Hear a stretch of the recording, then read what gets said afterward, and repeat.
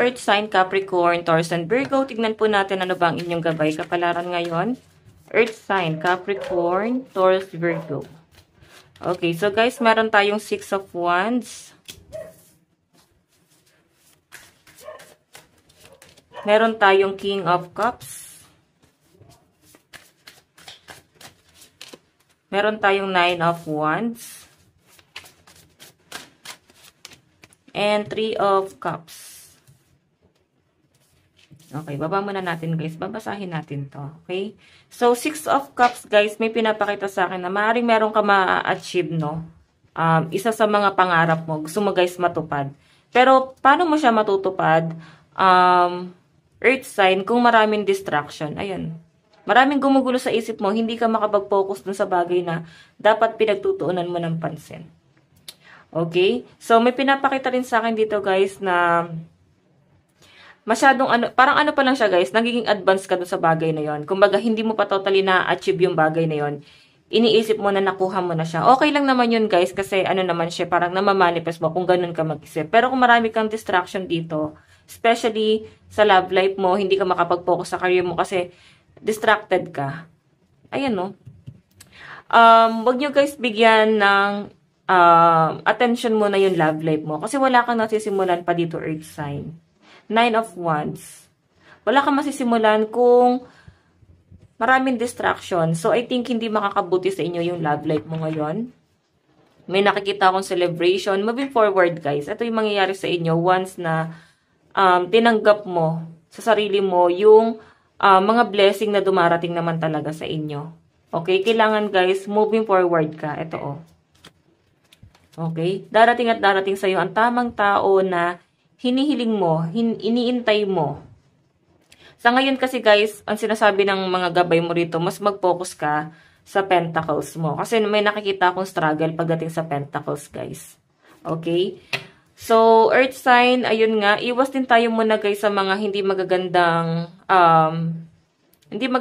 nangyayari or nagaganap sa inyo like chismis. Kasi guys, hindi guys nakakatulong sa inyo or sa ibang tao. Okay, kasi ang chismis kasi guys, nakakasama din siya. Okay? Like, meron kang gustong maabot. Marami kang gustong marating. Hindi mo siya magawa kasi nga, nababalutan ka ng mga negative energy. Yun nga yung mga chismis. Lagi siyang tumatakbo sa isip mo. Okay? Hanggang sa para bang ma-absorb mo yung earth sign, magiging ganun ka na rin. So, meron din ako nakita na parang akusasyon. So, ako naman guys, itong mga inaakusa sa inyo, siguro mas maganda na huwag nyo na guys pakinggan kung alam nyo naman sa sarili nyo na hindi tama yon. Diba? Kung alam nyo naman guys sa sarili nyo na hindi ka naman talaga ganon, bakit ka pa apektuhan? Okay? Tignan pa natin. Okay, so may nakikita rin ako dito guys na masyado kang naguguluhan ngayon. Hindi mo naman kailangan maguluhan. Siguro yung mga taong nagpapagulo sa inyo or pwedeng sitwasyon, siguro mas maganda na umalis ka sa ganong klase ng sistema. Hindi siya guys makakatulong sa inyo. Lalo na sa isip mo, no? Maguguluhan ka lang. Patindi mo na lang guys, isipin yung sarili mo and mag-focus ka sa sarili mo. Tignan pa natin.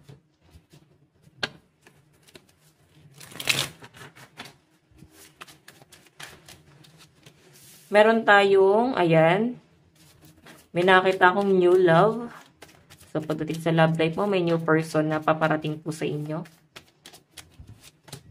Meron tayong 9 of Cups. Okay, dalawa yung nakuha natin, guys. Okay. May nakikita ako dito na new person na maaring nakatanaw sa inyo. Pwedeng itong taong to ay nasa malayo, guys. Okay? So, hindi pa siya guys gaano umaamin kasi para bang binabalance pa niya kung nararapat na bang umamin siya sa inyo. Sa ngayon kasi guys mukhang pinag-iisipan pa nitong taong to kung dapat na ba siyang magsabi sa inyo na gusto kanya pero ikaw yung hinihiling niya guys. Fulfillment guys yung Ace of Cups. Ayan. I think kung titignan mo yung mga bagong tao mas makakatulong sa inyo. Okay? Hindi makakatulong sa inyo guys yung mga minsan ang nakapanakit sa inyo. Hindi maganda yung ginawa sa inyo. Diba? Hindi sila guys makakatulong. siguro kailangan magkaroon ka ng expansion, no? Focus ka muna sa mga taong binibigyan ka ng peace of mind. So, may pinapakita rin sa akin dito, guys, na possible na merong, para kayong, parang bigla ang lakad. So, para kang nag-decide ngayong araw na gusto nyo, guys, umalis. Okay, yung iba sa inyo, guys, parang pupunta ng, parang meron kayong pupuntahan na, sa hospital ba to? Papa-check up ba kayo? Or maaaring may konfrontasyon na magaganap. So, parang gusto nyo, guys, maliwanagan doon sa bagay na yun. Kaya parang meron kayo, guys, kukomprontahin. Okay?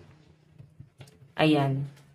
Tignan pa natin. Or pwedeng kayo, guys, yung kukomprontahin. Moving forward yung energy ng mga earth sign. Tignan pa natin. Meron tayong Queen of Cups. Meron tayong Knight of Cups. And meron tayong King of Pentacles. Oops. King of Wands. May nakikita nga ako dito, guys, na konfrontasyon. So, parang wrong move to, guys. May nakikita ako na baka may umiiwas sa mga earth sign. Ay nila, guys, makarinig pa ng mga negative. Or pwedeng feeling nila, guys, is medyo toxic sa energy mo. So, parang lumalayo sila. Parang feeling nila kasi, guys, hindi nakakabuti sa mental health. So, siguro earth sign ang kailangan mong gawin dito is mahabang pasensya. Mag-focus ka sa career mo and mag-focus ka sa career mo, sa pera mo. Okay, huwag niyo na, guys, masyado pang stressin yung sarili mo. Kasi maaaring may mga tao rin, guys, na naaapektuhan, no? Parang nadadamay din sila, guys, sa stress. Tignan pa natin. Earth sign. Advice, meron tayong go deeper. Ayan. Mukhang nakakapag-isip-isip ang mga earth sign ngayon. Oops. Meron tayong renewal. So, healing and rest. Parang ipagpapatuloy na lang po ng mga earth sign ngayon yung pag-heal. Parang feeling nyo kasi, guys, wala naman talagang mababago na.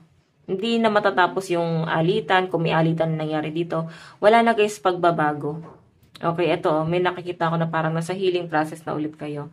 Earth sign. Ito lang naman ang reading mo. Lucky number mo is 7 and 38. Ito lang pong inyong reading. Bukas po ulit. God bless and love you all. Bye-bye.